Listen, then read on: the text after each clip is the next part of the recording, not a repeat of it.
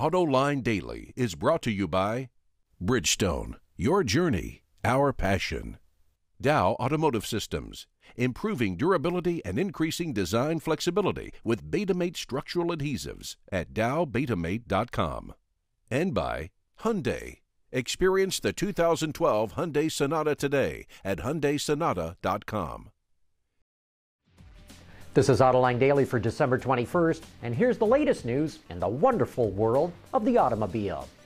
You know, it's a really simple recipe. Cram a really powerful engine into a really small car, and that's exactly what Audi's doing.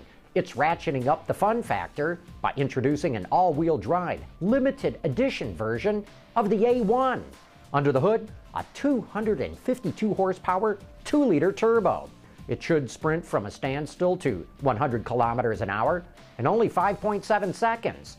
And Audi's only going to build 333 of these A1 Quattros. They go on sale in the second half of next year, but none of them are going to make it to the US of A. Speaking of Audi, it's getting a new chief designer. Wolfgang Egger, the current head of Audi Group Design, is taking over Stefan Seelhoff's position as the head of Audi Brand Design. Seelhoff is going to head off to do interior design at the Volkswagen Group. Pricing and a few technical details on the Tesla Model S have finally been released. 4 trim levels, so to speak, are going to be offered. The base version with a 160-mile range goes for $57,400. Step that up to one with a 230-mile range, and it'll set you back $67,400. A Model S that can go 300 miles on a single charge costs $10,000 more than that. The performance version with the same 300-mile range is $87,400. And you should note these prices include the $7,500 federal tax credit. A few days ago, Lexus teased its Detroit-bound concept car, the LF-LC. We got a lovely shot of this car's headlamp. But now Road and Track magazine leaked the whole Megillah on the internet. This is a sexy-looking two-door, and it clearly wears Lexus's new design theme. I, for one, cannot wait to see it in person. You know, we saw this happen on the new car side of the business, but now it's happening on the used car side. Car loans are getting longer and longer, all with the goal of lowering the cost of monthly payments for car buyers. And that's because of sky-high prices for used cars. Wards reports that 5-year used car loans are on the way. Now that Saab filed for bankruptcy, it is suspending warranty coverage on its vehicles sold in North America. The cars are going to be sold as is. Saab is also suspending all existing warranty claims. But GM is stepping up to the plate, sort of. The General will honor warranties on Saabs sold by GM in the US and Canada as long as the vehicle was bought before February of 2010. A few weeks back, we reported that BMW started exporting long wheelbase versions of the 5 Series out of China. Now, Mercedes just started exporting the E-Class out of China, and the New York Times reports that Honda just started exporting Fits built in China to Canada. The strength of the yen is forcing Honda to build more vehicles outside of Japan, but the company does not plan to sell Chinese-made Fits in the U.S., and these exports to Canada could be just temporary because Honda plans to open a new plant in Mexico to build Fits for the U.S. and will likely sell those in Canada as well. Coming up next, it's time for You Said It. Dow Automotive Systems, driving solutions in automotive, commercial transportation, and aftermarket with innovative products like Betamate structural adhesives. Lighter, stronger, safer. dowbetamate.com. And now it's time for some of your feedback. John 787 seems to think it's GM's fault that Saab will be liquidated. He says, I think we already know why Saab could not raise the cash it needed to stay in business. GM did not want to transfer its intellectual property. You could say Saab found the cash, but GM was not willing to follow through.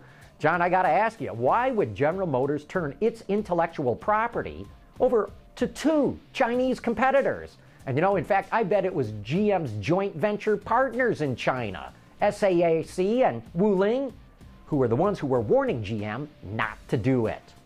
Chuck Renchie saw that I got a chance to drive the new Malibu and says, "So, how's the new Malibu, John?" I know, gag order. But I will be interested in your thoughts, though, when you are allowed to share them. Chuck, actually, none of the Malibu information or driving impressions are embargoed, and I gotta tell you, I liked the car. I'm especially impressed that at 70 miles an hour, the engine is only turning 1,500 RPM. That makes it especially quiet and comfortable to drive, and I'll have more to say about this in coming days. Scott M. saw our story on brand impressions in China and had a correction. Point of clarification, he says. In China, the ubiquitous black Audi sedans, usually the A6, seen especially in Beijing and Shanghai, are not driven by government officials. They're riding in the back seat. These officials have personal drivers for their cars. And Scott, you're right, of course. We should not have implied those guys were actually driving their own cars. Seawolf says, Lincoln creates a new ad agency? What a yawner. They've nothing to promote except new colors. For now, I suggest that Lincoln dealers keep putting used cars in their showroom because the floor would be bare without them. Seawolf, all I can say is wait until you see the new MKZ. That is going to be the first of the truly new Lincolns, and you're going to see it early next year sometime. And then let me know what you think of where Lincoln might be headed. 012345 has a question about how we go about judging for the North American Car of the Year. Do the new technology systems like My Ford Touch and others have much influence in the Car of the Year nominations? How do you judge something that's got nothing to do with gas mileage or ride comfort or the general build quality of a car? Well, 012345, you bet that figures into the judging, or at least into my judging. I believe that you have to look at the car or truck as a total package. And if customers have a problem with the car to the point that the manufacturer has to rush out a fix, you bet that figures into my judging as to who has come out with the best new car this year. And Triumph TR779 says, is it just me, or is that Chevy Sonic just an overhyped Aveo, which itself is a gussied-up Daewoo? I used to drive a 2011 Aveo at my previous job. It was just god-awful. For the Sonic to receive so much hype, GM would have had to remake the Aveo from the ground up.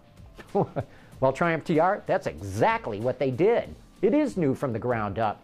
And I would now rate it as the best subcompact car I have ever driven, at least when it's equipped with the 1.4-liter turbo engine and the 6-speed manual.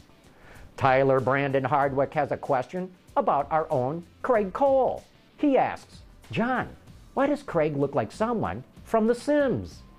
Tyler Brandon Hardwick, Craig is a Sim. Can't you tell that his image is computer generated? Around here, Craig's nickname is CG. Hey, thanks for all your questions and comments. We love going through them. But that wraps up today's show. Thanks for watching. We'll see you tomorrow.